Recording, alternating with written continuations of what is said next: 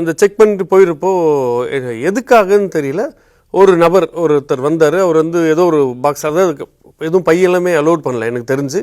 Check பண்ணியில் சும்மா அப்படியே வரவங்களும் அந்த கியூஆர் கோடு இருக்கா, அந்த பாஸ் இருக்கா மட்டும் 2 இடத்துல செக் பண்ணி கடைசியில் அரங்குக்கு முன்னாடி மொத்தம் 3 இடத்துல செக் பண்ணி தான் அதை அனுப்பிச்சாங்க. இப்போ ஃபஸ்ட்டு இதில் செக் பண்ணி அனுப்புகிறப்போ ஒருத்தர் பாஸ் ஆகிட்டு ரொம்ப வேகமாக பாஸ் ஆகிட்டாரு. அவங்கள போயிட்டு கத்திட்டு போய் இது பண்ணுறாங்க. அவன் நிற்கல, அவன் ஓடுறான்.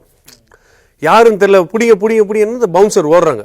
அது நம்ம பதிவு பண்ணியிருக்கோம் ஸ்பெஷலாக. வேறு எந்த மீடியாவும் அதை வந்து கவர் பண்ணல. அப்போ அவங்க ஓடுறப்போ வேறு பவுன்சர் மற்ற அந்த கட்சி நிர்வாகி ஒரு சில மடக்கி பிடிச்சி என்ன ஏதுன்னு அதுக்குள்ளே பொதுச் செயலாளர் புசியானந்தும் வந்துட்டார்.